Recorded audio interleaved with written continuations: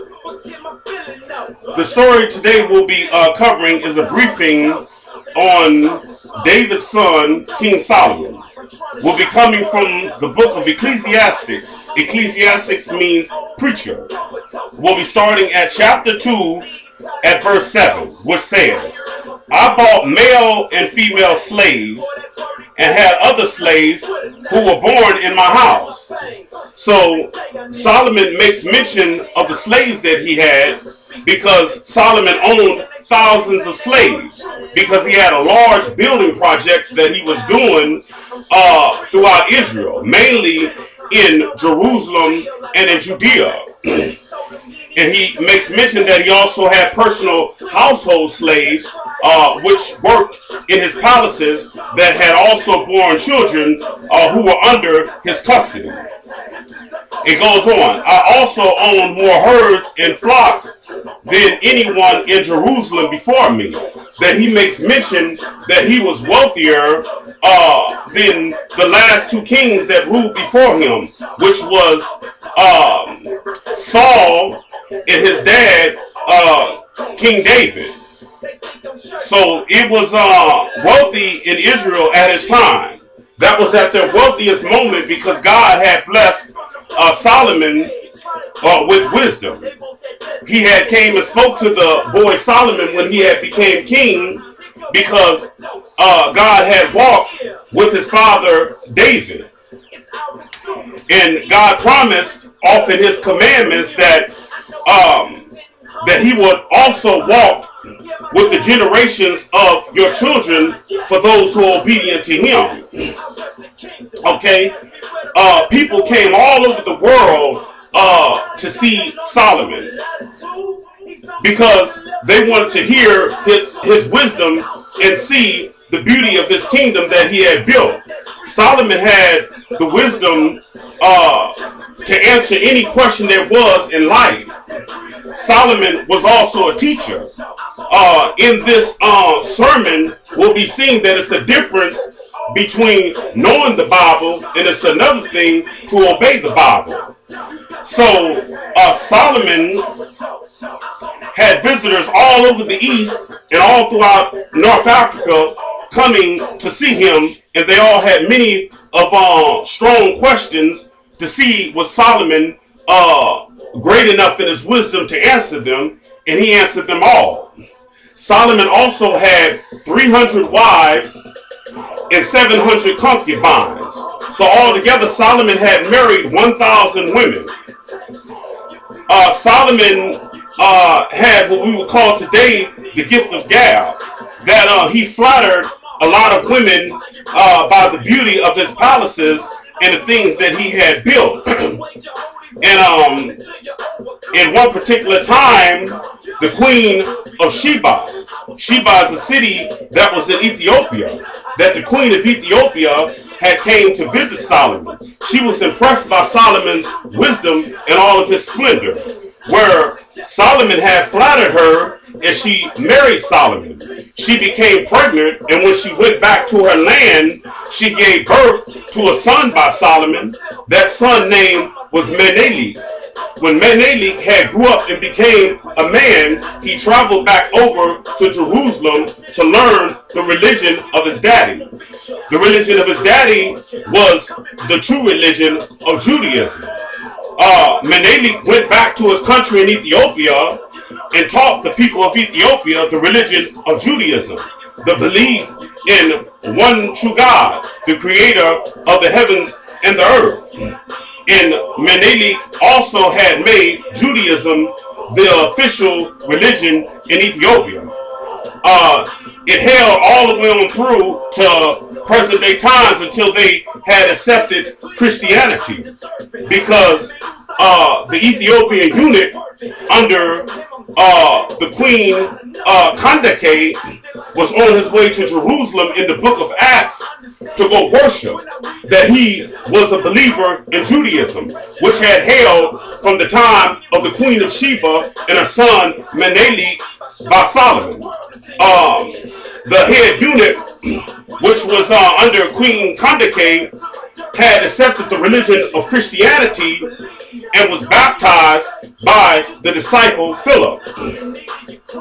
Let's turn over to the book of Genesis at verse 6, which says, the sons of Ham, Cush, which is Ethiopia, Mizraim, which is Egypt, Phut, he was the father of northwest Africa, and Canaan, who was the father of the people who lived in Palestine.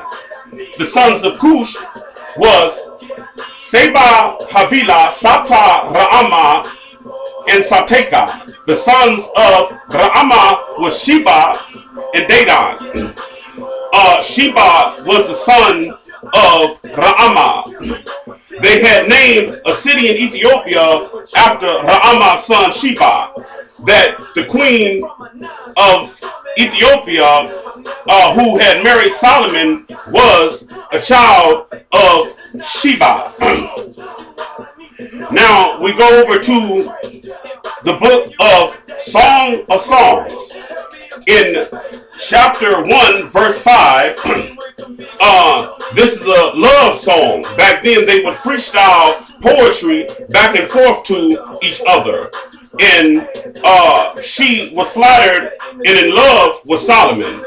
And she had made a statement towards the women of Jerusalem because they had looked upon her because she was different, because she was of another full-blooded descent in in East Africa. She says in verse 5 that dark I am, yet lovely, O daughters of Jerusalem. So she had made the statement because she was darker than all the women that were of Solomon's nationality. And it goes on, dark like the tents of Kedar, like the curtains of Solomon. Do not stare at me because I am dark, because I am darkened by the sun. Ethiopia means burnt face. Okay. Now, let's turn over to the book of 1 Kings. So, Solomon started off with a heart for God, but his heart winded up being carried away because he had married many foreign women. They had asked Solomon to make them shrines and Asherah poles for them to worship. So Solomon had granted their request and built these shrines to the gods of the Moabites, to Molech and Chemosh, to the gods of the Canaanites, which was Asherah and Baal. And he had also exposed the children of Israel to the teachings of these foreign gods, which were idols and myths. And it became a problem throughout Israel's history, where they slid back and forth from the law of their God. And Solomon had sinned because it said, you should not make a graven image in the form of anything in heaven above or the earth beneath, for I am the Lord your God. Solomon was also enticed by his wives to build these shrines, where they had also invited Solomon to the services. And Solomon would hold incense during the services to Asherah and foreign gods. And his heart was carried away, where Solomon had also got caught up in the studies and the beliefs of his foreign wives' religion. And Solomon also had taxed his own people in Israel heavy with taxes. He also had his people also join along with the slaves in forceful free labor, where he had worked his people hard. Okay, and it goes on that in 1 Kings chapter 12 at verse 4, it says, your father put a heavy yoke on us, but now lighten the harsh labor and the heavy yoke he put on us, and we will serve you. So when Solomon had died, they asked his son Rehoboam that if you would put an easier yoke upon us than your father, because he had worked them in forced labor, and taxed him heavily with taxes for the materials that he needed for his building projects, and Solomon had to pay off all the foreign workers that he had hired for special craftsmen. They said, if you would be lighter upon us, then we will serve you. Solomon had went and got advice from the elders who served under his father. They said, if you would submit and serve your people, that they would follow you forever, be servants of you for a lifetime. But Rehoboam did not like their advice, so he took the advice of the young men in the palace who grew up with him, and they gave him an immature statement which says, tell the people that my father's yoke was heavy, but my yoke will be heavier than my father's yoke. So in 3 days, Rehoboam went back to answer the people, and Rehoboam had said, my father, in verse 11, my father laid on you a heavy yoke. I will make it even heavier. My father scores you with whips. That Solomon had beat his people with whips that made them work in forced labor when they were tired, when they were in pain and hurt.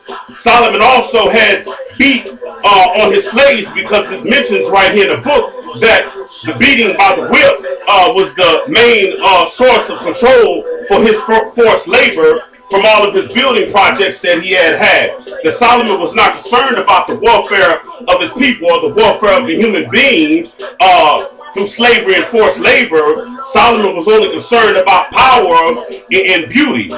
Okay, but his wisdom wound up being crumbled on behalf of his heart being carried away from his gods into his foreign wives. And it goes on and says, I will scourge you with scorpions. So the people of Israel rebelled against Solomon's son Rehoboam. Solomon's actual name was Shlomo. And when it got Jeroboam, and made Jeroboam the king of the north. And then it only left Rehoboam as the king of the southern kingdom of Judah. So from that day on, the kingdom of Israel had been divided into two governments.